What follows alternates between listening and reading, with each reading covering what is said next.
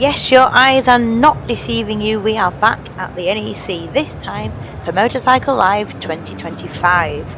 And it's not just one of those, oh, another walk around video, they've been done. We have got something extra special for you. We have got, hopefully, if people will talk, some exclusive interviews with the bike dealers and talking to us about what their new releases are in 2026. I'm excited. I hope you are too. Let's go. Seems we are going electric. Everywhere you look, there's electric bikes. And you can actually try them.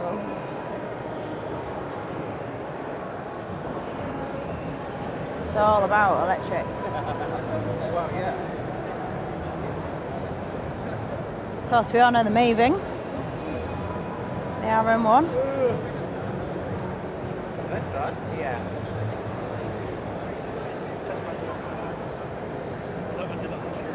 It's a very electric looking bike. So they've got a big standard Ultra VLN.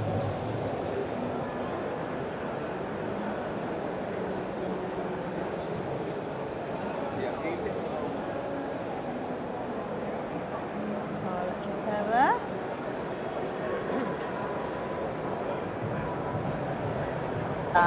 Let's come away from electric for a moment.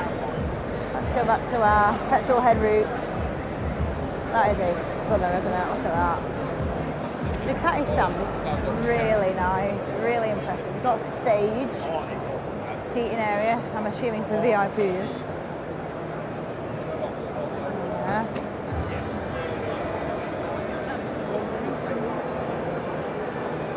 Can't move, it's absolutely rammed. Thank you.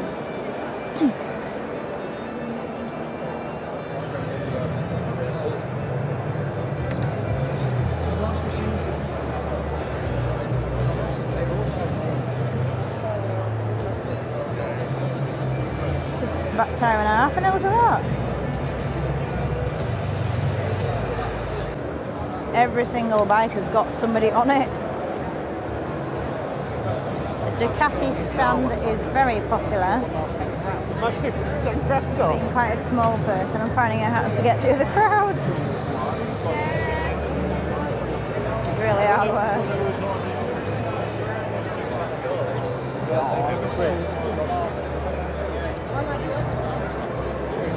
Oh, a bike without someone on it.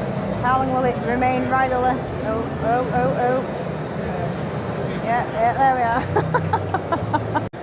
A slightly clearer view of the new Panigale V2S.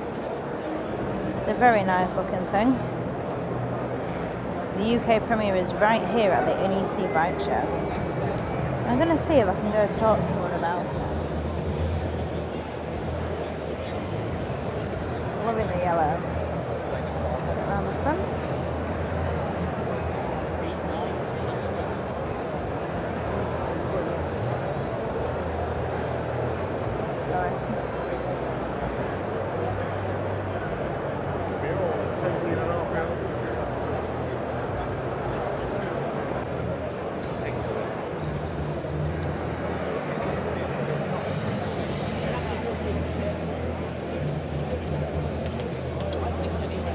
Will be on show here somewhere. No.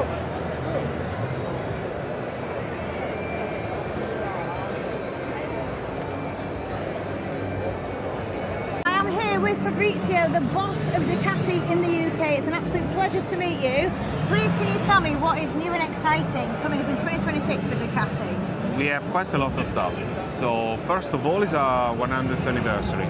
The company was established exactly 100, by 2026 will be 100 years ago. And we have a selection of new products that you can see over here in our booth. Could you show me around, please? Absolutely. Thank you. We can start with this one, which is the Corsa, the Panigale V4S Corsa. The livery is inspired to the MotoGP bikes, and it's the mechanic is the S version.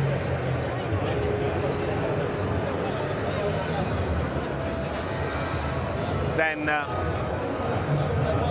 one of the queen of the show is the Panigale V4R. This is the bike produced for World Superbike competition. It's been waiting because it's the first time we have an R on the 7th generation Panigale version. It has a number of new solutions. Just to mention a couple, these one are the side pods, the one you can see over there. The side pods works like the wing. When the wings are working when the bike is going straight, the pods are working when the bike is leaning. So to make it simple, it's creating an aerodynamic effect that is pulling the bike down, increasing the grip of the motorcycle when it's turning.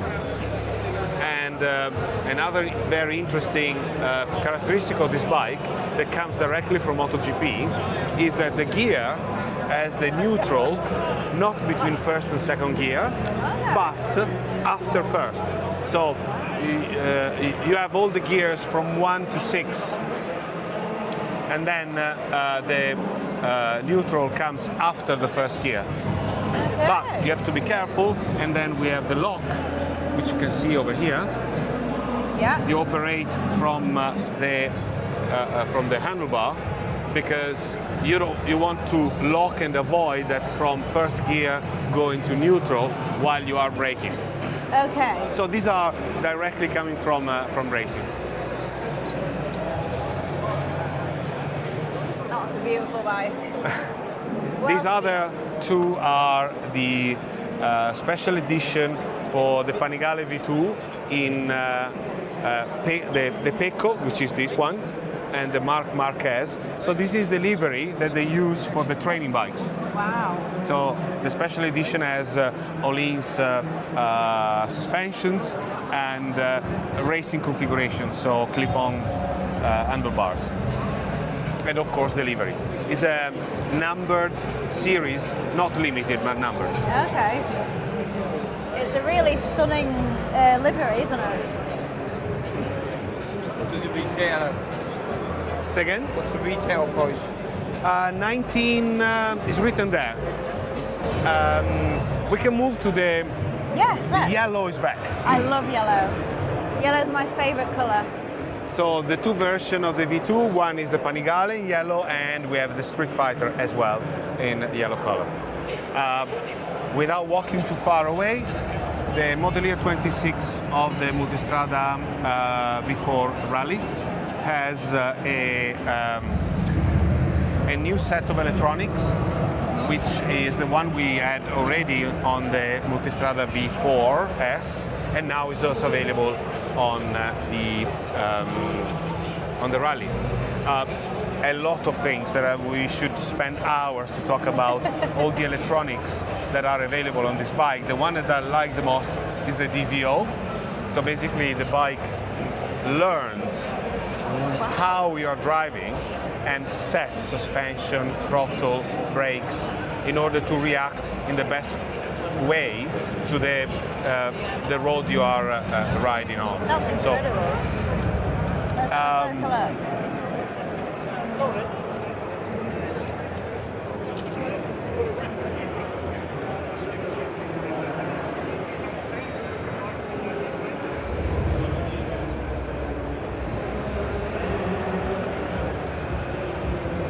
Fantastic. Well, thank you so much for taking It's been the a time pleasure. to talk to me. Really, I really hope appreciate that. I've been useful. Yeah, nice Thank to meet you. you. Thank Take you care. very much. That was so exciting. I've just spoken to the main boss of Ducati, the one who is in charge of all Ducati in the UK. What a lovely guy. And he was really pushed for time, and he took the time out to talk to me. So impressed with that. Very, very happy with that. And what beautiful bikes they've got coming out in 2026. So that's definitely something to be watching out for as a Ducati. And it's their 100th year anniversary next year. So yeah, we're expecting big things from Ducati.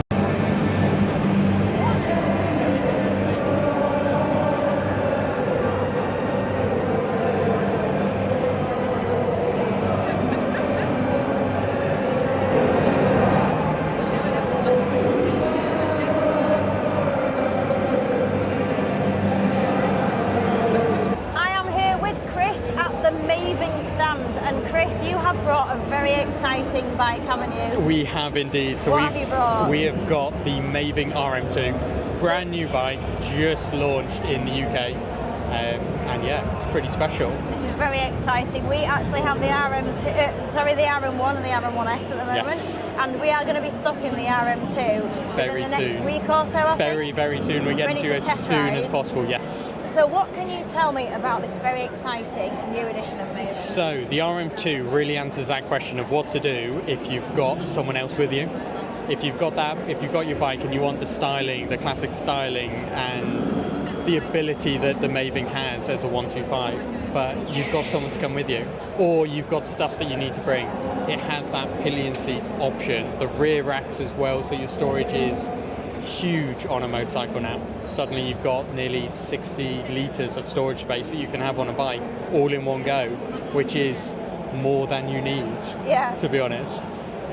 But really it's that redesigning of the seat as well. It adds a little bit of comfort, there's a bit more padding, gives you the ability really to choose where you position your backside on the seat. So you get that riding position exactly how you want it. But as well, we've shortened the tank 7 centimeters. So that means anyone who has a slightly shorter arm, suddenly you're not as not as far forward with your leaning. You're much closer. You're a little bit more upright, and it just can be a little bit more comfortable. So the upgrade you made is you can now go 2 up. You can now go 2 up. With going 2 up, does that affect the range on the Maving at all because it's got more to carry? Yeah, so it does to an extent. We do see the pillion option is going to be for some of the shorter journeys. So it will have an impact to range, same as any kind of extra loading on a bike would. But really, it's still going to give you that joy of the ride. It means you're going to be able to have that person on the back, which is nice. I mean, personally, I'd never heard of Maving until I joined Frank's, and I had a go on theirs, and it blew me away. I was very excited about the whole concept. Being a true petrol head, loving an electric motorbike, I was almost slapping my wrist. I was like, oh my god. But what is it about Maving, to you personally, that is just so amazing? Sorry, I had to get it in there. It's a moving. Sorry. I thought I was the only one that ever said that, and I was really good to find out I wasn't. Everyone says it. Unfortunately not. It may be a regular thing we hear.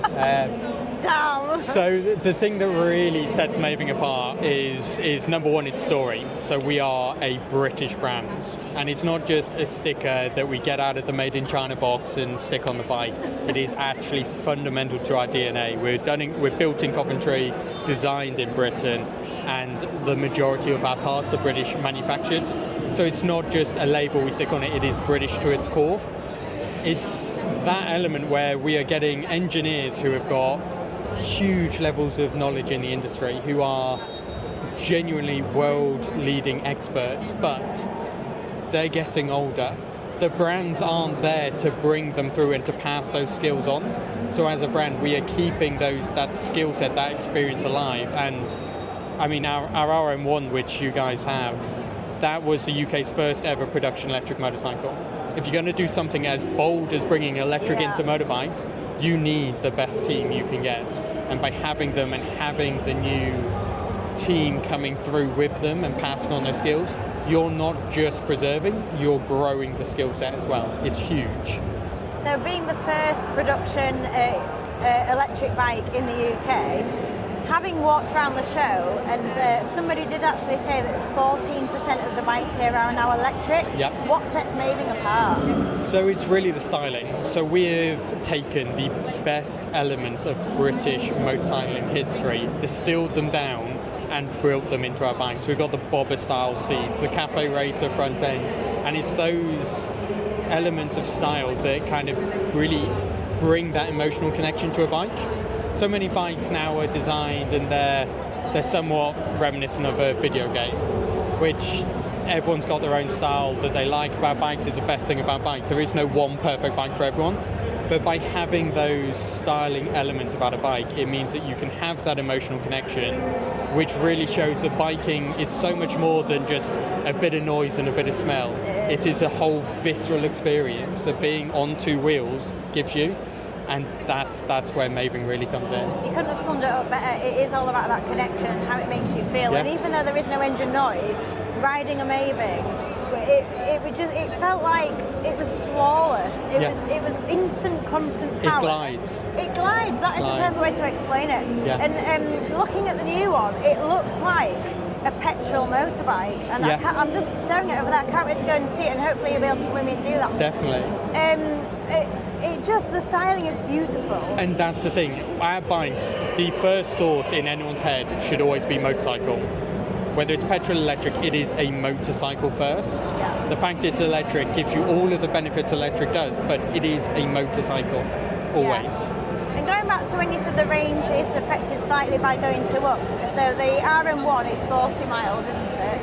The RM1's 40 miles with one battery. You have the option of a second battery will bring it up to 80. Yeah. And that's the RM1S, isn't it? Yeah, so the RM1S has two batteries as standard, giving you 80. Yeah. The RM2 is the same, so it's actually we brought the same powertrain across from the RM1S to the RM2, giving it 70 miles an hour speed and 80 miles range. Obviously, pillions will vary it depending on how the loading of the pillion and etc. It can give a bit of variance, but yeah. And how long does the recharge take?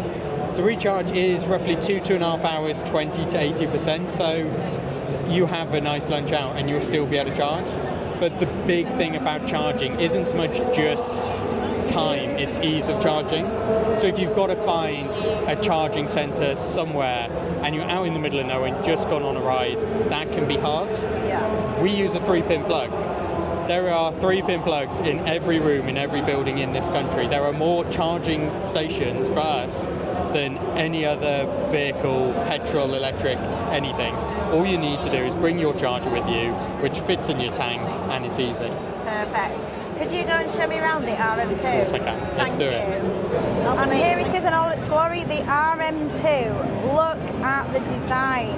I love the seat. The seat just makes it look so much more of an actual motorbike than an electric bike. I know that sounds like a really mean thing to say, because when you look at the original electric bike, the original Maven, it looks like an electric bike. This one looks like a classic motorbike, and I love it. What can you tell me about the styling of it? So having that longer bench seat gives it a little bit more of like a 1970s Scrambler-esque vibe, whereas the bobber seat gives much more 1920s, 30s, 40s, classic British styling. But what you can see, we've actually got a brand new colourway that we've added to the bike, the Ember Red. So it's a gloss colourway, but because we've now as well got metal tank lids, pure metal tanks, it actually gives a lot more depth to the colourway as well. But this bike as well, it's got the carbon fibre upgrade. We always use the real deal, we don't do fake. It's got the K-Tech shocks as well, so it gives the smoothest possible rides. It really is. But it really is just beautiful bike. Simple design. And how much can one purchase one of these for then? So this bike, its base spec is for £7,995, delivered in 6 weeks. Simple. And it cranks. Thank you so much for talking to me, Chris. You're welcome. Really nice, thank you. Lovely to talk. I'm at the BSA stand. They're waiting to see if the boss will talk to me. Didn't seem that keen. Let's see what he says. This is the new BSA that is coming out next year, the BSA Thunderbolt. Sadly, the spokesperson for BSA isn't available to talk, and nobody else was actually willing to talk because apparently somebody said something wrong last year about a new bike and got it all kinds of wrong, and they don't want that to happen again, which I respect. So that's fine. This is the Thunderbolt. It is the new bike for 2026. But I'm afraid that is all I can say about that one because I haven't got the ins and outs of it other than what's written on the sheet. Which I will pan down to the sheet. Oh, sorry.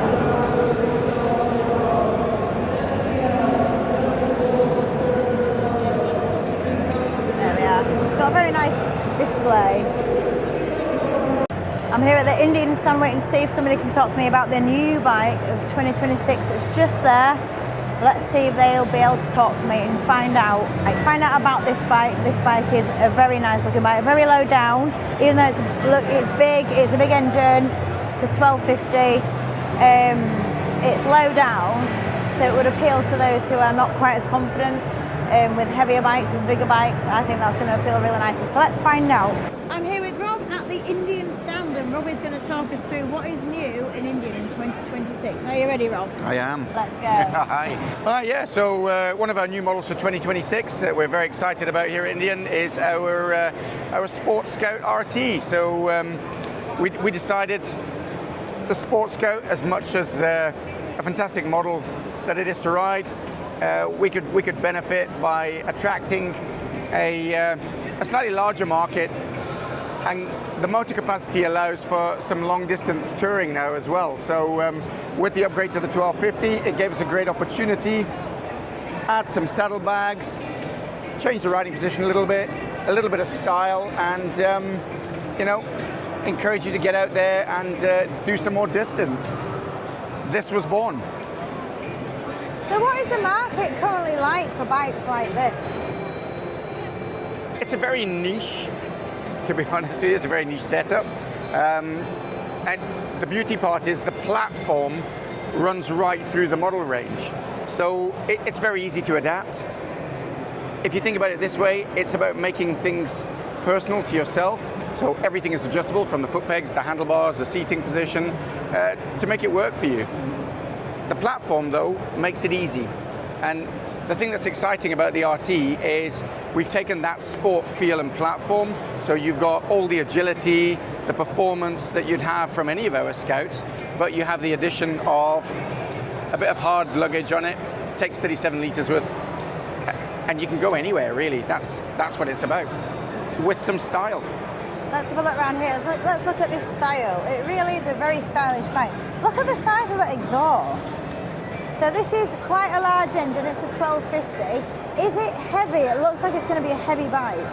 They're not actually, because they have a very low center of gravity. Yes. So, including a very low seat height. So there's a lot of comfort there, and there's a lot of stability. So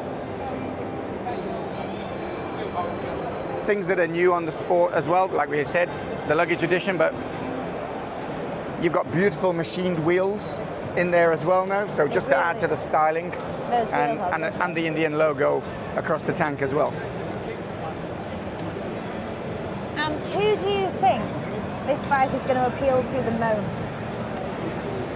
The reality is it should appeal to absolutely everybody. So from a beginner, a novice rider, because you've got the low seat height and center of gravity, you've got your rider modes, cruise control, novice to pro, it doesn't really matter. It will suit everybody, and you can make the bike work for you. Depends on your application. The bike will do it all in reality. An all-rounder.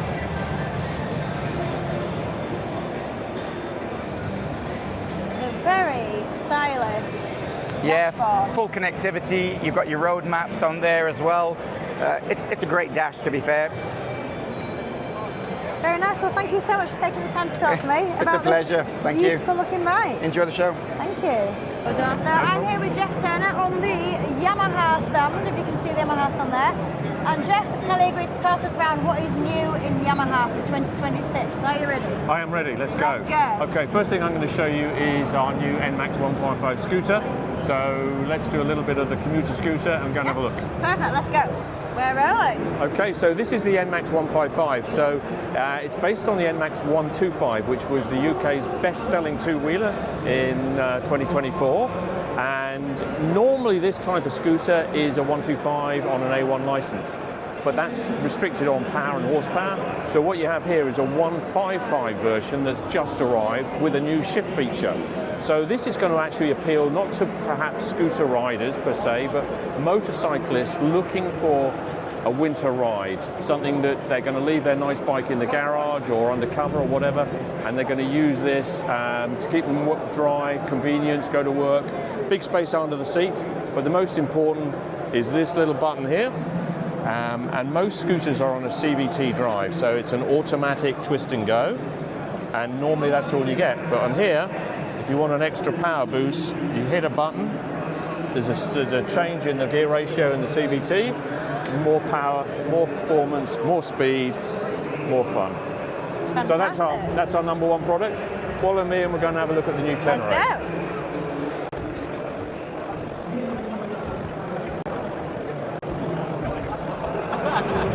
Okay, so here we are. This is the brand new Tenere 700 World Raid.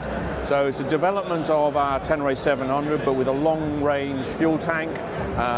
The bike is brand new for 2026 and actually features our 6-axis IMU, which is our electronic control unit inside the bike, which measures things like traction, wheel speed, slide.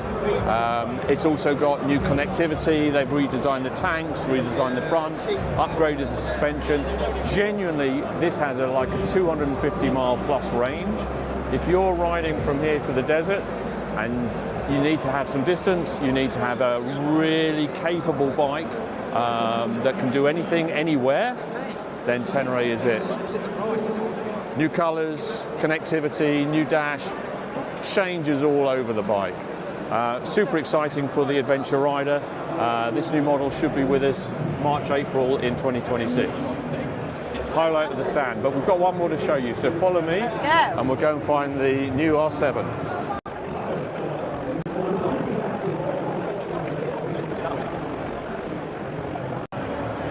And here it is. This is our new updated 2026 R7. So based on the very successful twin-cylinder 690cc CP2 engine, this bike, a little bit like the Tenere World Raid, now features an IMU and a 6-axis control unit, which allows the bike to measure wheel spin, slide, and control the electronics while you're riding it. So super sophisticated suite of electronics that's not really been available on a bike of this type and size before.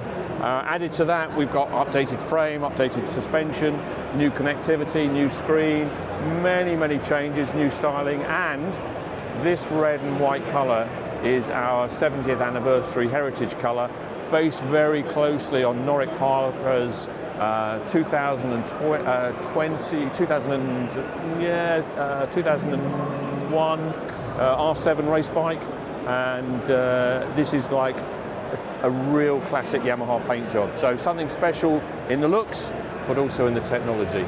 So that's a real quick wrap up of the Yamaha stand, but we've got motocrossers, we've got naked bikes, we've got heritage bikes, we've got touring bikes. So if you come into the show, come and visit the Yamaha stand. Thank you so much for talking to me. So I'm just at the KTM stand and I'm waiting to speak to Dominic, who is in charge of marketing, to see if he'll answer a few questions about 2026's upcoming models that they have.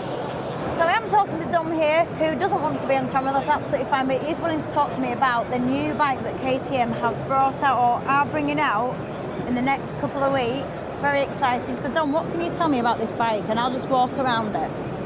So it's the KTM 990 RCR. It's KTM's first super sport bike since RC8 production ceased around 10 years ago. So it's super exciting. The new next generation super sport segment, which is really hot at the moment. 128 horsepower parallel twin, full race spec. It's going to be an ideal track machine for track goers. We've also got a track only version coming out later on in the new year as well. So, what is the headline story behind this new model? So the standout for this is that it's our first super sport. It's our first fully faired sports bike since the RC8, which ceased production around 10 years ago. It's really a competitive segment at the moment. There's a few bikes on the market that are selling well, and this is our addition to that market. What kind of rider will fall in love with this bike? So this bike essentially is for anyone that is looking for it's kind of what we call middleweight power now, 128 horsepower, but they're not after a naked bike. They're looking for something a bit more sporty with a sports rider position in this fully faired super sport class.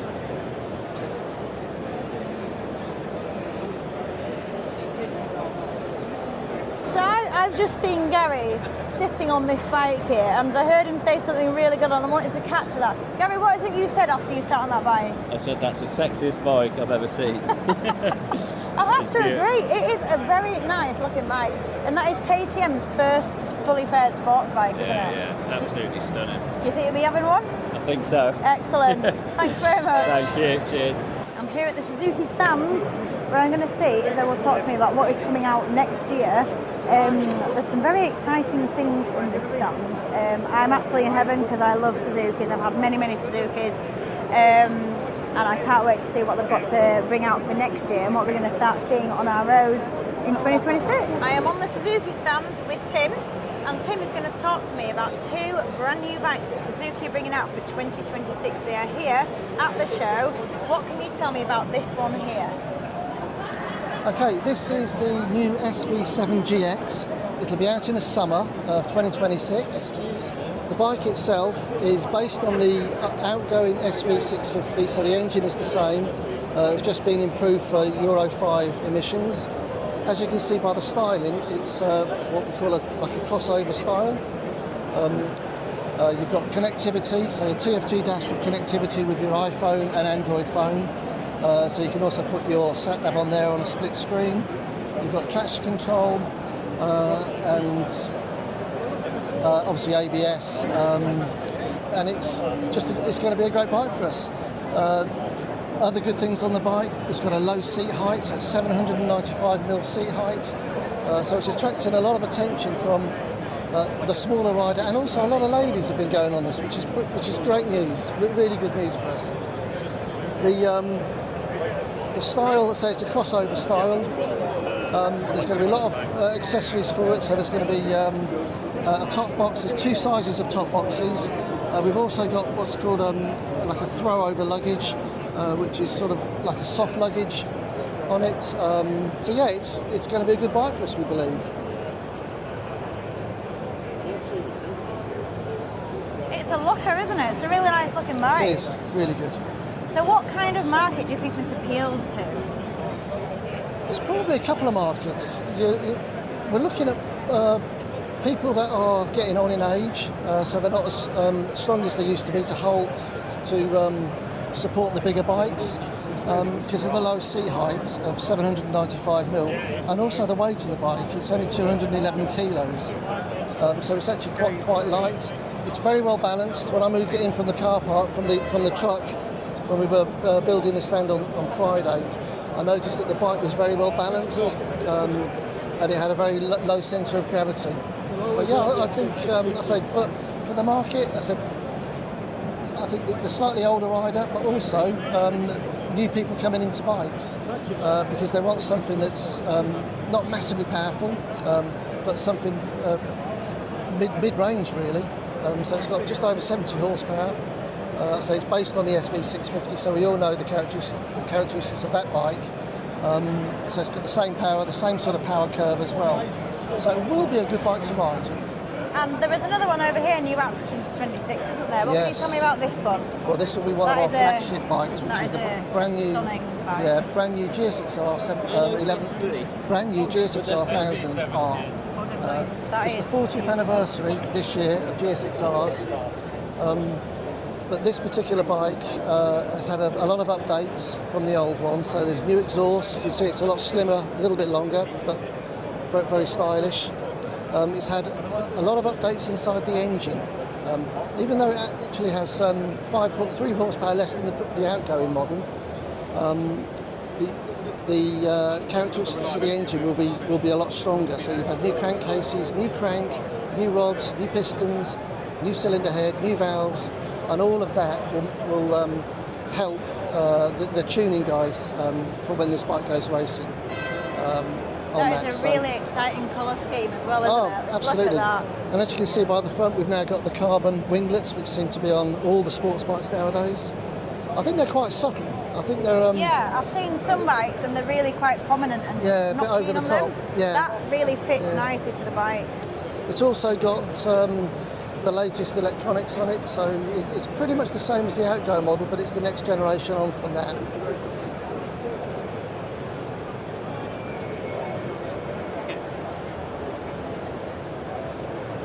That's a really exciting bike. Oh, it is. I love the GSXRs. They're my absolute favourite. I've had a few myself. I think for the brand, it's fantastic to have the big flagship GSXR 1000 back in the range, and it'll only make it attracts people to the stand. I mean, we've seen how busy it is today on a Monday. It's attracting a lot of attention here. And we've got all three colours on the stand. So you've got the red one here, we've got the Suzuki blue, and white and red, and then we've also got the yellow one. We've actually got that on a bit of a feature here, where you've got it's called the lean down bike. So it's set at 57 degree angle of 57 degrees, which is pretty much the angle of a BSB bike, maybe just under. But that's good fun. People can take pictures of it with people lying on it, and that's the yellow one, which good if you can actually go and have a look at that. Yellow being my favourite colour, please come and show me this Come on, bike. let's It go and have a sounds look. very exciting. Oh my Sorry. goodness. I didn't expect that. So there you go.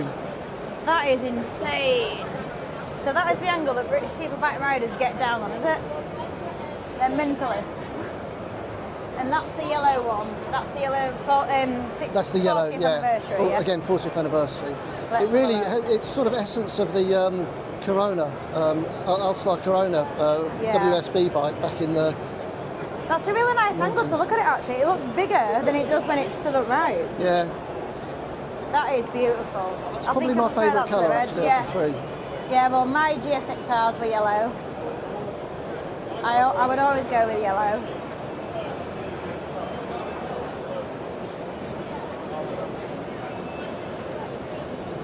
And are you encouraging people to sit on this? Yeah. It's a, Really?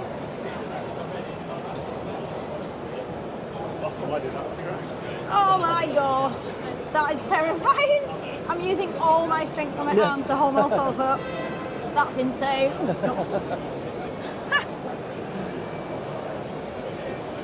there you go. Well, thank you so much for taking the time to talk to us. That's all right. And really love the new GSXR, and I can't wait to see that coming out. When did you say it's coming out? That's the GSXR will be in dealers around about April, May time. So something I saw earlier was this very exciting timeline of the GSXR. Can you talk me through this fantastic display? Yeah, this one here, this bike here is actually owned by us at Suzuki GB, and we bought it back in 2015 to celebrate the 30th anniversary of GSXRs. So we completely refurbished it here at the Motorcycle Live stand in 2015. So I say this is the original GSXR 750 from 1985. So this really changed sports bikes. It is really the very first sports bike, production sports bike that was built. It's where the and then journey started. It's where the journey started, yeah. But not just for us, but other manufacturers as well. Yeah. So brilliant.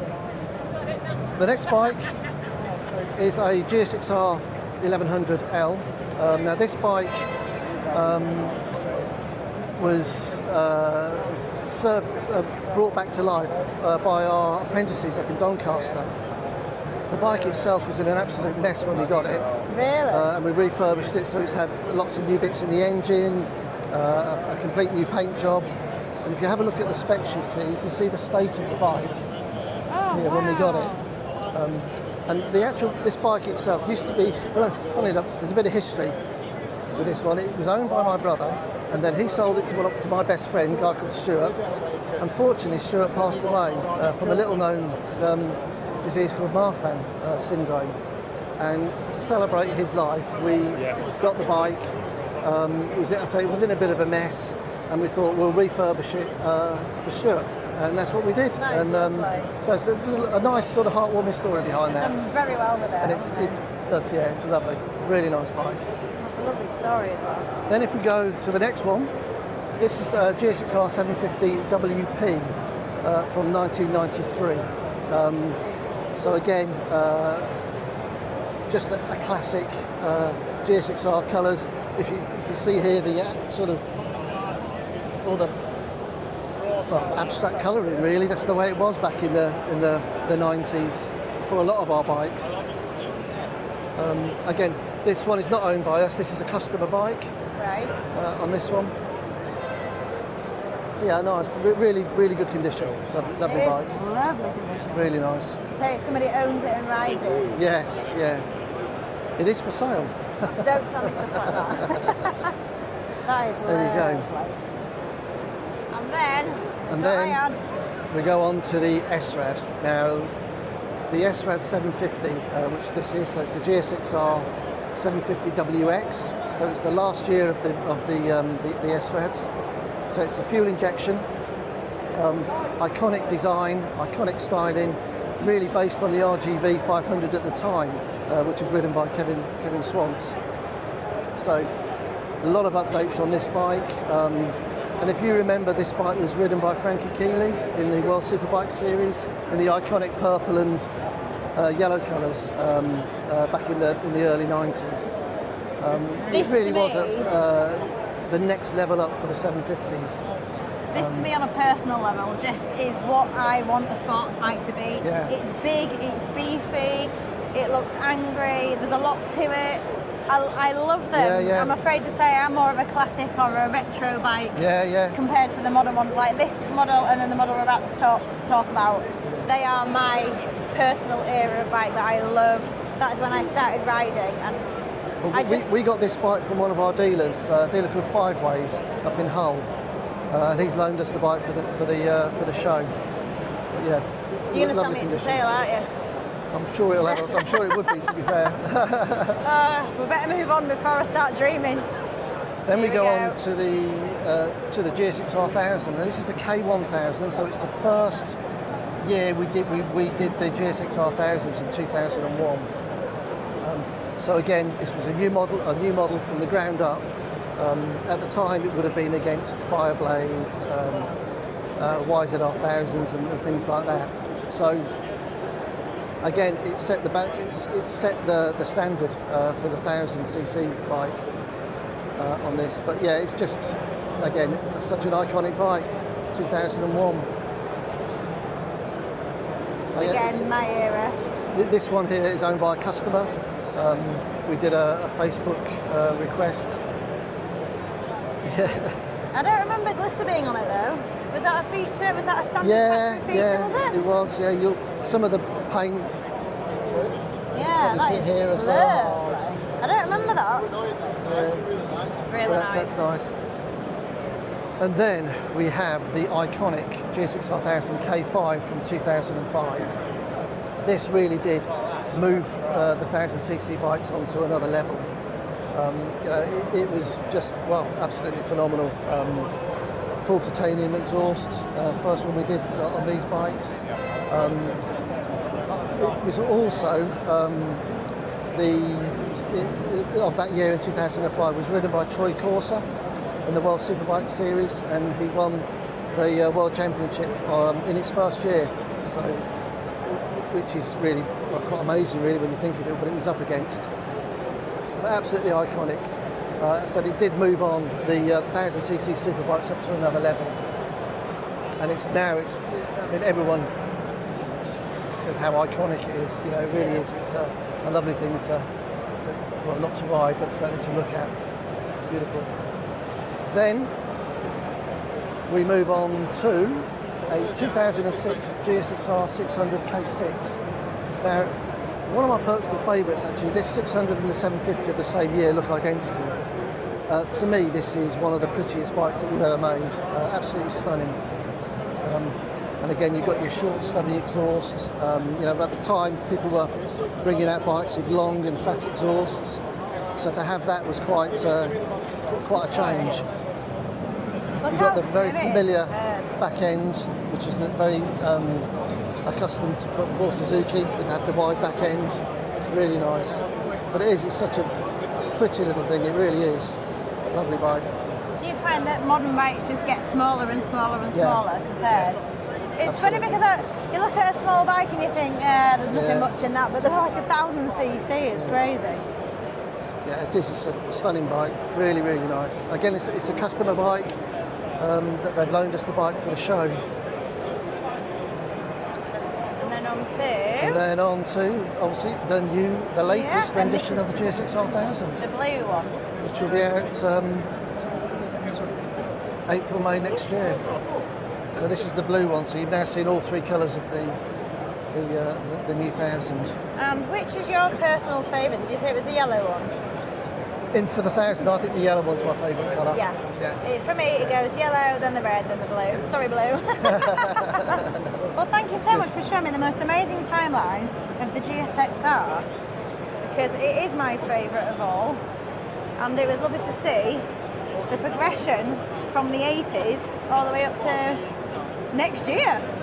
We actually have a little timeline, which I think is round here. I will There you go, a little timeline of no all way, look at this. images of all the bikes. We try to select ones where they really sort of changed. When GSX-Rs first came out, it was really every 2 years they were updated. Right up until about 2009, I think. And That is fantastic. then it sort of went to 3 to 4 years, but yeah, iconic. Well, thank you so much once again. Full of knowledge. Lovely to hear. I'm really confident in the camera. Thank you so much.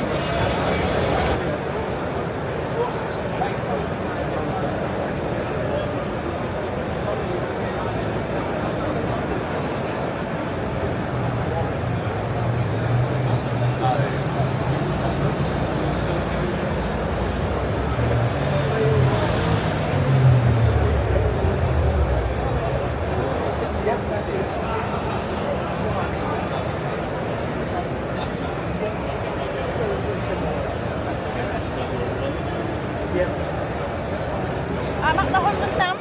We've got Connie and Alan, and Connie and Alan are going to talk me through what they've got coming out in 2026. Sadly, the bike that we want to talk about is absolutely swamped with people at the moment, so we're just waiting in line.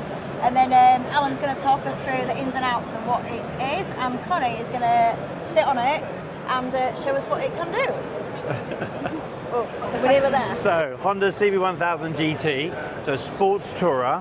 So it blends the kind of power of the CB1000, the Hornet, and the comfort of a Grand Tourer. Comes with panniers, comes with center stand, comes with an amazing screen which you can adjust with one hand, which is really cool. It's going to be a huge, huge seller. It hits all the bells and whistles. It's great power, fantastic handling, really comfortable riding position.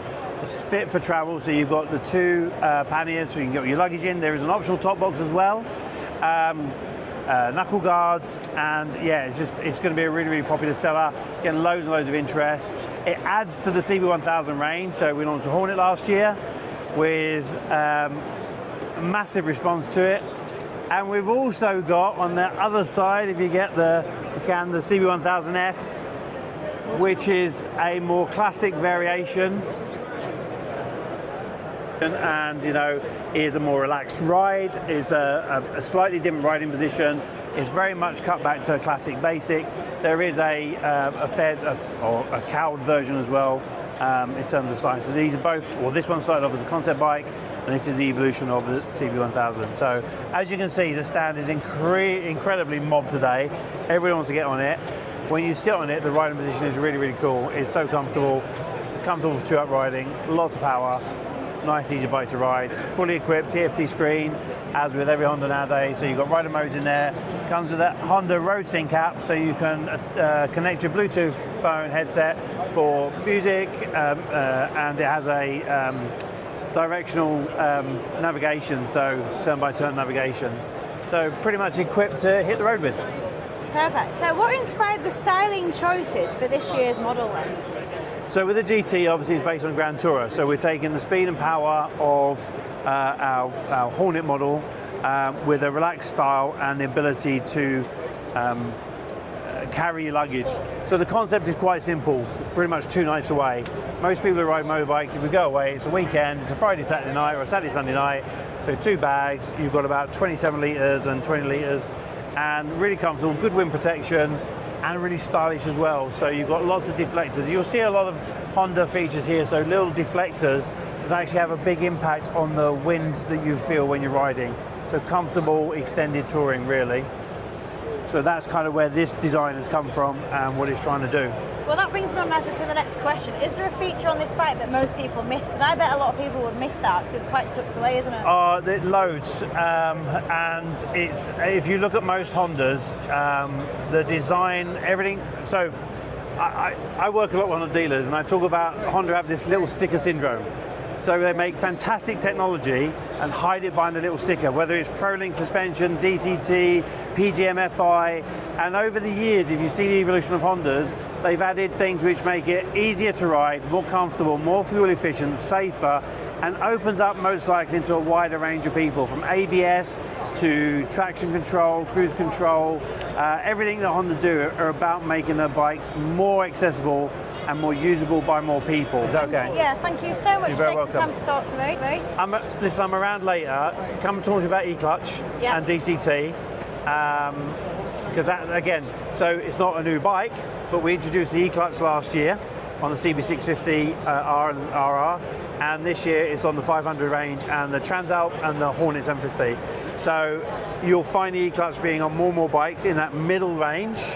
An important fact to think about, if you look at every bike, we have an assisted riding. So CVT, so scooters have got the CVT transmission, so twist and go.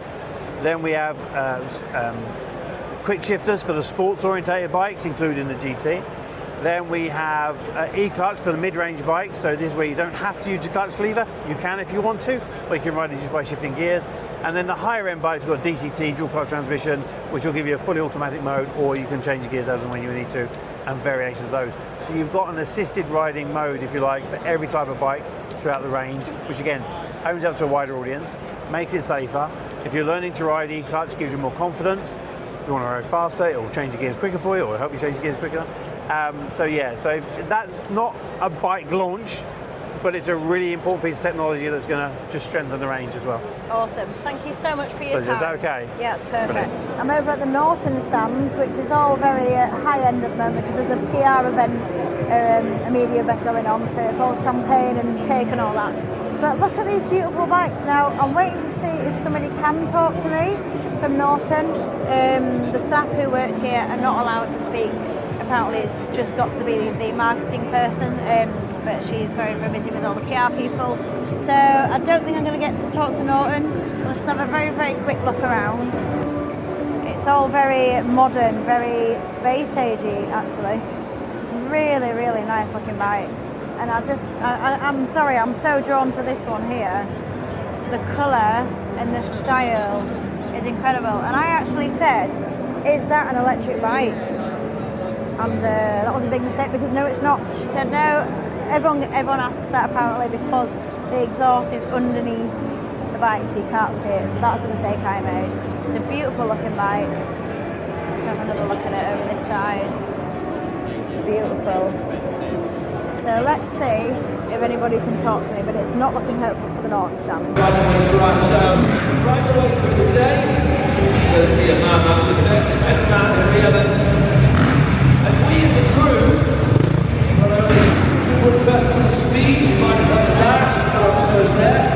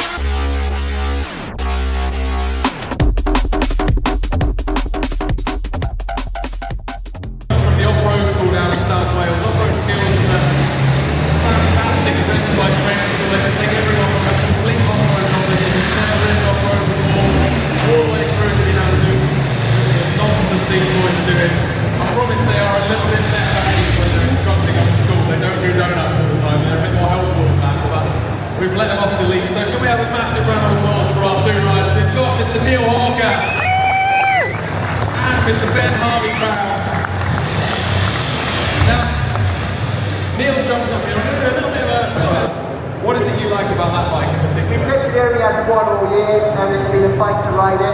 So this is the most I've ridden it. Just such a different mindset when you get in it. When you jump on it, you don't want to rush around and pair around off-road. You want to cruise around, enjoy the scenery, and it just sounds good. It does everything you want it to do, but you look cool doing it as well. So it's like a pair of slippers. My cool old school styling is an absolute beauty of the thing to ride.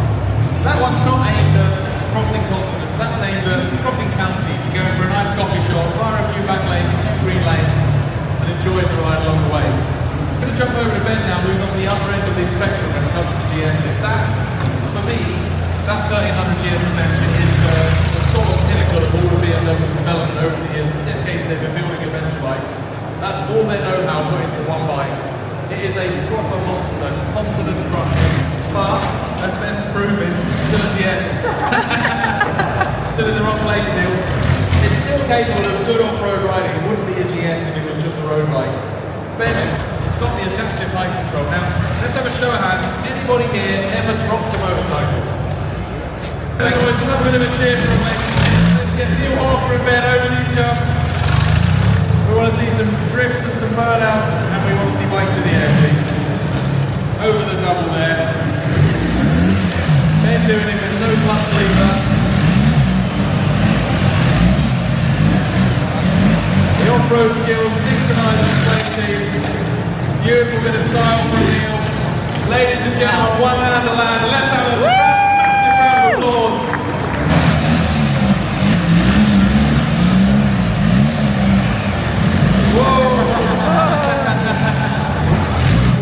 Ladies and gentlemen, thanks ever so much for watching the show. I hope you've enjoyed it. Hope you have a fab day at MCL 2025. I'm here with Patrick on the BMW stall, who's going to tell us what BMW have brought out for 2026, and it's a really exciting looking bike. Patrick, what can you tell me about the new bike from BMW in 2026? So in 2026, we're going to have the new F450 GS. So previously, this was a concept bike last year, but because of the amount of interest that there was, it became a production bike. So this year, we only have 4 of these bikes in the world. Oh wow. So they're not in production yet. Okay. So we're looking to release these towards the end of April next year. Okay. So the 450 is more kind of a middleweight, low to middleweight market for those who are interested in enduro, kind of off-road riding. But at the same time, we do have different variants where they could be used for road riding as well. So these are 2-cylinder engines with 48 brake horsepower. It's got a larger suspension travel than the 310 GS, and also in comparison, it's a twin engine, and the 310 GS was a single-cylinder engine. So yeah, there has been a lot of interest, especially during this show. So we're looking forward to, kind of promoting it and kind of talking about it in the lead up to the launch. So I can see why there'll be a lot of interest because it is a smaller engine bike, making it lighter, and it's a smaller frame than the bigger GSs as well. I mean, for me, that would appeal personally because I'm a smaller person, whereas the big GSs, I just think they're too tall, they're too heavy. This is a perfect introduction to the adventure bike. Yeah, and just adding on that as well, this actually gives A2 license holders access to adventure bike, so it's suitable for those who haven't got a full A license yet, and for those who hold an A2 license, so they can have fun on these and test it out off-road or even go touring with them if they wanted to. That would open up a whole new world Exactly. for those who want to get into adventure biking. Yeah, so that's kind of the whole purpose with this bike, is to kind of tackle that market as well. That's great.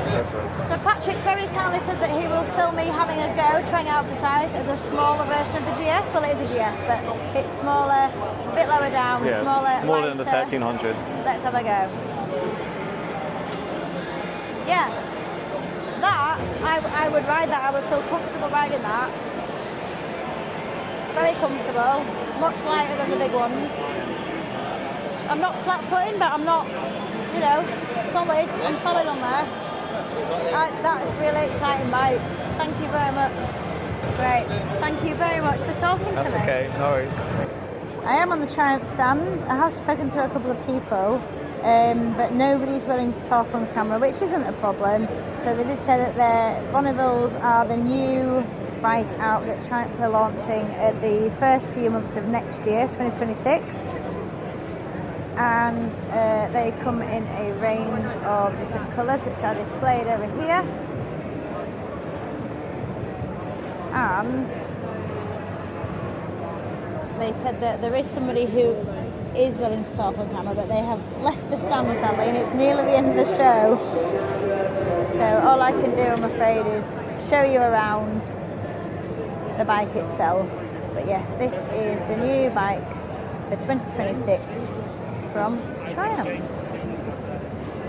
I'm here with Ross of Kawasaki, and he's going to talk to me about what is new in Kawasaki for 2026. Well, thanks for joining us on the Kawasaki stand. Oh, not a problem at all. So you have got 4 new bikes out, but we're just going to talk about 2 of them today, aren't we? Which 2 would you most like to talk about?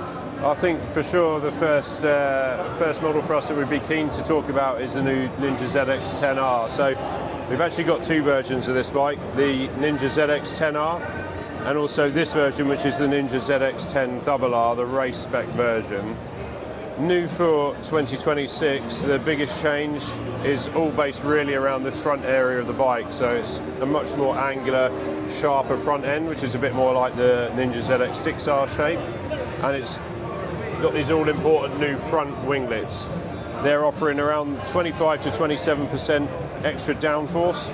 So it's going to make the bike accelerate well out of the corner and make sure that the front wheel stays on the ground, which is what every track rider really wants to make sure they do. So outside of that, we've got some geometry changes. So there's a renewed rear linkage, and we've also got a small change on the rear pivot, and also there's a slightly shorter front fork as well. So that combined, the extra geometry tweaks, the all new front end face makes for a really exciting new model, and one that we're hoping is going to go really well.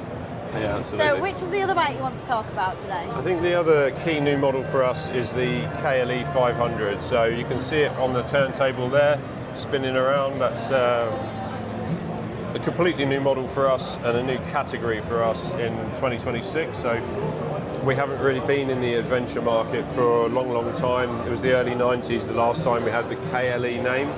So this KLE 500 is a welcome return for us. The adventure bike market now is really, really big, especially in the UK. So it was important that we got into this market. So we do 2 versions of the bike, the standard version here, and then we also have the SE version as well. I can't really tell you what's new about it because it's all brand new. So we have 2 editions. We've got the Rally edition, which is this one here, featuring this really nice Krapovich upslung style, rally style exhaust. And we also do an Adventure Tourer edition as well, which if you walk around here, we've got this version over here. So this is the Adventure style with the panniers, the engine guards, the taller screen, larger belly pan as well. So 2 new versions, all new bikes, got a 500cc engine, so it just sits perfectly into that sort of mid-rally segment, which is really popular now. And at only $5,999, it's really competitively priced as well. So we're expecting this to be a big model for us in the UK in 2026. It's a really interesting colour and quite a bold move from Kawasaki to come away from the traditional green and blacks that we're used to seeing. 100%. A lot of our bikes are black and green, and a lot of times customers are saying, we really want different colours available. So it's quite nice to be able to offer something completely fresh and new as a new model as well. So yeah, no, we're excited about it, and looking forward to when the bikes arrive in dealerships in April next year. Thank you very much for taking the time to talk to me. No problem. Not just bikes, you can go jet skiing on a Kawasaki. Love that. I'm here with Vicky from Harley Davidson, who's agreed to talk to us about the new bike in 2026, and I'm going to show you that right now. Right then, Vicky, what can you tell me about this bike? So this is our Nightster. It is a 975 model.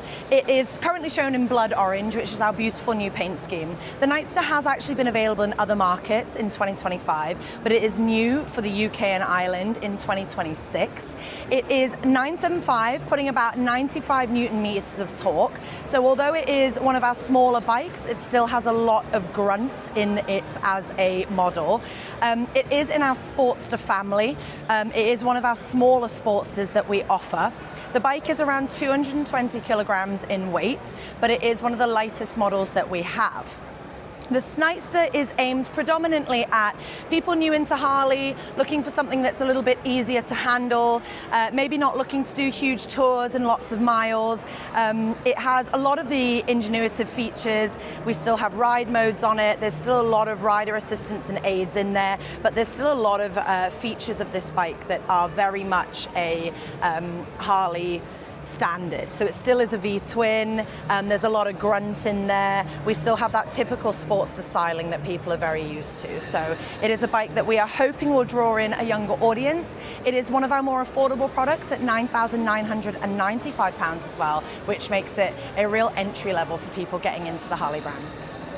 Thank you very much for talking to me. No problem. I hope you enjoyed not just another walk around, but exclusive interviews with lots of bike dealers about their exciting things that they're bringing out for 2026, and I can't wait to see them out on the road. I hope you enjoyed it. I certainly enjoyed my time there. I'm absolutely shattered now. I'm going to have a well-earned rest. So until next time, this has been Frank's Weekly.